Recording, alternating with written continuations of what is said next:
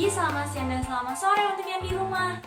Nah, pada kesempatan kali ini, Ibu akan melanjutkan materi kemarin ya, mengenai komunikasi. Jika kemarin kita membahas mengenai pengertian komunikasi, unsur-unsur komunikasi, media komunikasi, dan juga proses komunikasi. Nah, sekarang ini Ibu akan membahas mengenai faktor-faktor komunikasi. Udah ada yang tahu belum nih, apa aja sih faktor-faktor komunikasi itu? Yuk, langsung saja kita simak ya, tetap fokus ya.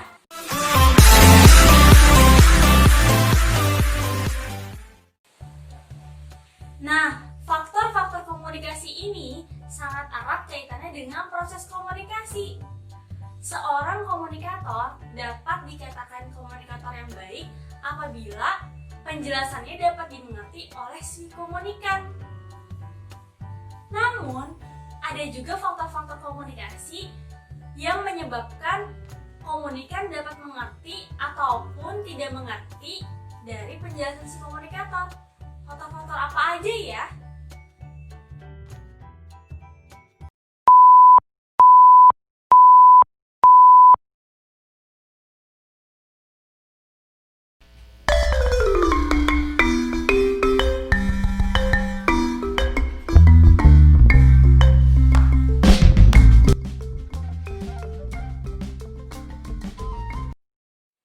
Contohnya, jika kalian ingin membicarakan atau menceritakan sesuatu dengan teman kalian, otomatis teman kalian tersebut adalah teman yang kalian percaya ya. Jadi, si komunikasi ini harus ada rasa saling percaya antara si komunikator dengan komunikan. Selanjutnya, yang kedua adalah konteks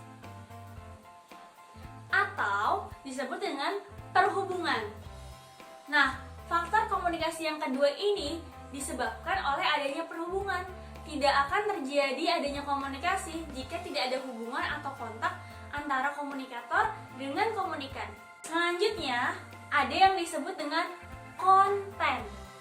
Konten ini artinya adalah kepuasan atau rasa puas. Suatu komunikasi dapat berjalan dengan baik apabila adanya rasa puas di antara kedua belah pihak. Maksudnya adalah jika si komunikan ini sangat puas dengan penjelasan dari si komunikator. Selanjutnya yang keempat ada clarity atau kejelasan. Kejelasan suatu informasi atau pesan yang disampaikan oleh si komunikator akan berdampak pemahaman yang berbeda juga oleh si komunikan.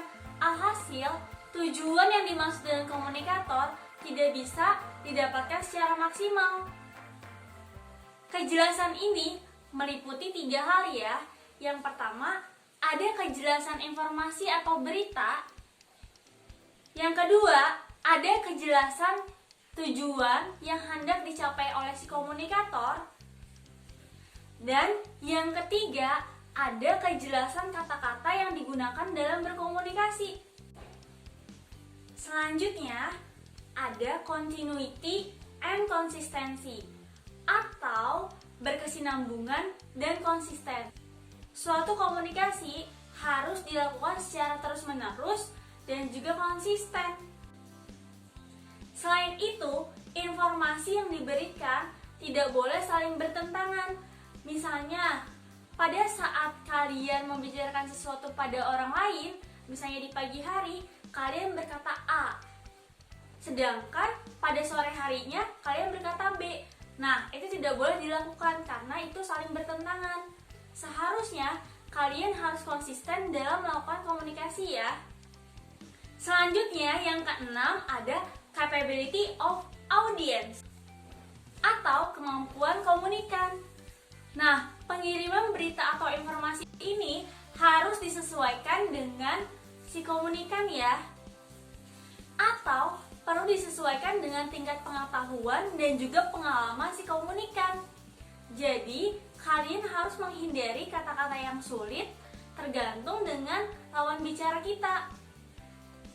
Misalnya, jika kalian ingin membicarakan sesuatu atau menyampaikan sebuah informasi kepada adik kita yang masih kecil, otomatis kata-kata yang digunakan harus sesuai dengan yang dipahaminya. Dan yang terakhir ada channel of distribution atau saluran pengiriman berita. Pengiriman informasi atau komunikasi ini harus dilakukan dengan media yang digunakan oleh masyarakat umum ya. Contohnya seperti media yang pernah Ibu sebutkan kemarin, yaitu macam-macam media komunikasi yang sering digunakan oleh masyarakat umum seperti media cetak, media audio, media visual, ataupun audiovisual yang sekiranya familiar digunakan di masyarakat umum. Demikian penjelasan dari Ibu mengenai faktor-faktor komunikasi. Mudah-mudahan bermanfaat ya. Tetap fokus, tetap semangat, dan jaga kesehatan. Sampai berjumpa di video pembelajaran selanjutnya.